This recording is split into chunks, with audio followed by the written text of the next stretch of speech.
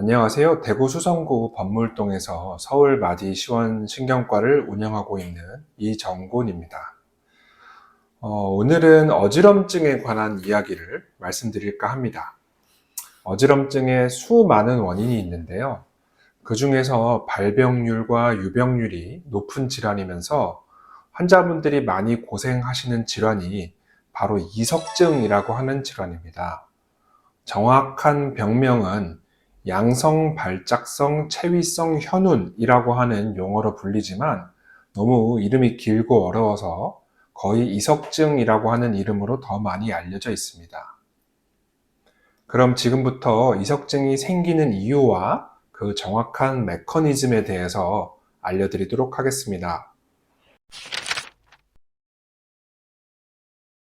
우리가 어렸을 때 제자리에서 코끼리 코 돌기를 뱅뱅뱅뱅 5바퀴, 10바퀴 이렇게 한다든지 아니면 놀이터에서 회전하는 기구 같은 거를 타고 나서 멈춘 후에도 마치 빙빙 도는 듯한 혹은 주위가 회전하는 듯한 어지럼증이 내가 멈춘 후에도 짧게는 수초에서 길면은 몇십 초 정도 남아있는 느낌을 모두 다 대부분 느껴보셨을 겁니다. 혹은 우리가 배를 타거나 차가 급정거를 할 때 멀미라고 부르는 어지럼증과 더불어서 속이 안 좋고 구토를 할 것 같은 느낌도 많이 경험을 해보셨을 텐데요. 이러한 증상이 모두 이 평형기관과 평형신경이라는 쪽에서 자극이 되면서 발생을 하는 증상입니다. 우리 몸의 평형신경은 내 머리가 좌우로 혹은 위아래로 수평, 수직 움직임을 감지하는 회전신경이 양쪽 귀에서 뇌를 연결해주는 중간에 위치를 하고 있고 회전 움직임을 감지하는 신경도 위치를 하는데 이 회전성 움직임을 감지하는 신경이 바로 세반고리관하고 그에 연결된 평형신경입니다. 작은 모형과 큰 모형이 있습니다. 먼저 이 작은 모형을 제가 보여드리면 이렇게 보여드리겠습니다. 이 귀와 이쪽에 있는 뇌의 중간 부위에 바로 이 세반고리관과 평형신경이 위치를 하게 됩니다. 두 번째 큰 모형이 바로 이 세반고리관과 평형신경을 확대한 모형인데요. 놀이터에 가면 아이들이 타는 터널형 미끄럼틀을 많이 보셨을 겁니다. 이 세반고리관이라고 하는 것은 세 가지 고리로 이루어진 터널형 미끄럼틀이라고 생각을 하시면 이해하기가 편하고 이 안쪽에는 림프액이라고 하는 수분이 차 있습니다. 그래서 내 머리가 회전을 하는 방향에 따라서 이 물이 이동을 하면서 회전을 감지하고 그 회전이 각각의 평형신경을 통해서 균형 정보를 뇌에 전달을 하게 됩니다. 그런데 이 세 가지 고리의 끝에 팽대부라고 하는 통통한 부위가 있습니다. 이 부분이 보이시죠? 이 팽대부에 신경이 연결이 되어 있는데요. 이 팽대부에는 내부에 털세포라고 하는 털 모양의 세포가 존재합니다.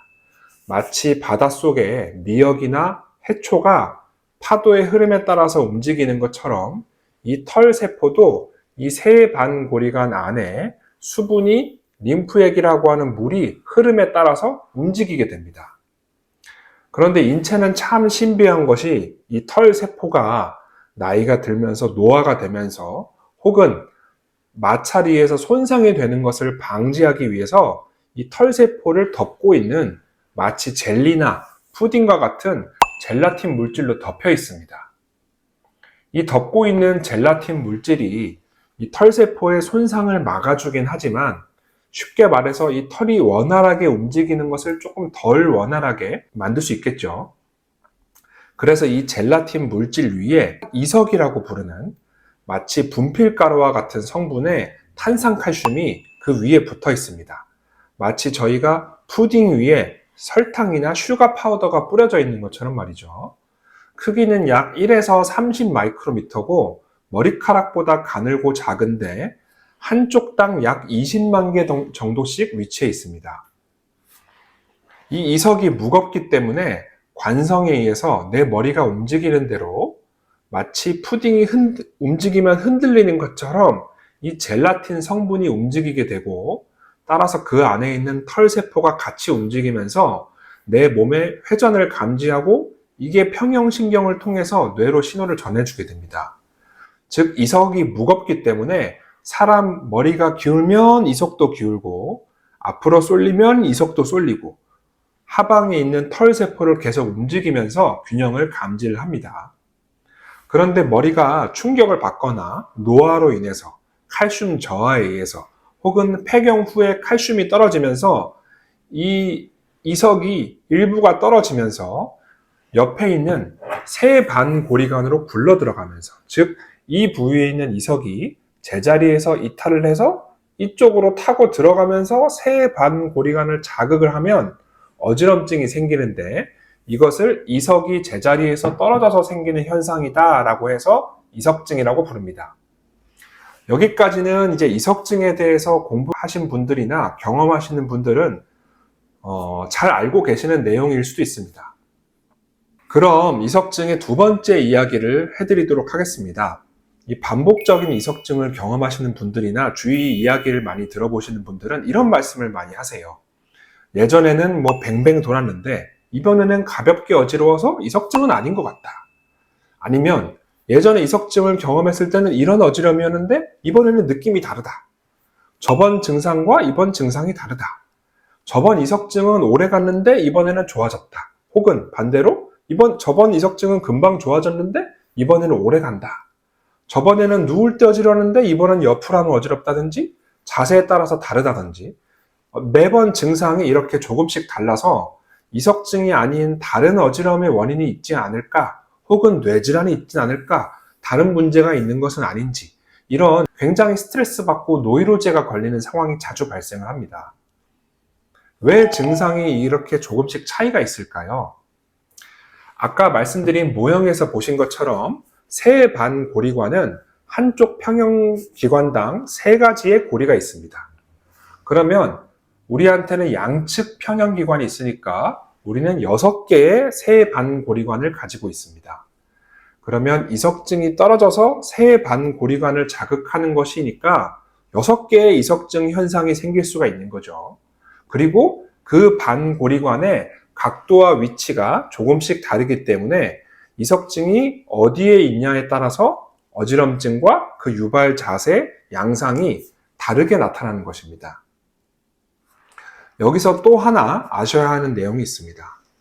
만약에 우리가 물이나 우유에 미숫가루나 코코아 가루를 타면 물 위에 둥둥 떠서 안 녹는 가루도 있지만, 이 컵 벽에 붙어서 정말 끝까지 흔들어도 안 녹는 가루도 있잖아요.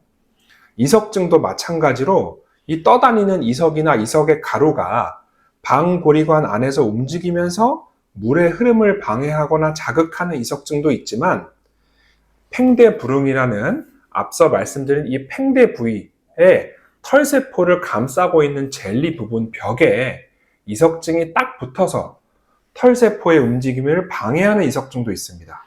즉, 벽에 붙은 미숫가루 가루처럼 이 이석이 떨어질 때까지는 어지럼증도 훨씬 심하고 더 오래 가고, 병원에 가서 이석 정복수를 해도 잘 낫지 않는 이석증이 되는 겁니다.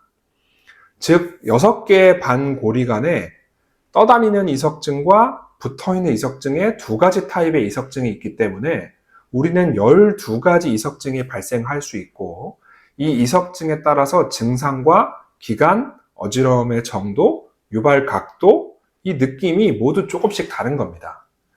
따라서 이석증이 대부분 빙빙 도는 어지러움인 경우가 대부분이고, 울렁거림, 구토감이 발생하는 것이 대부분이지만, 가벼운 어지러움, 맑지 않은 어지러움, 자세에 맞지 않은 어지러움, 뭔가 이석증과는 딱 맞지 않은 느낌의 어지러움이 있더라도 검사를 해보면 이석증인 경우가 상당히 많습니다.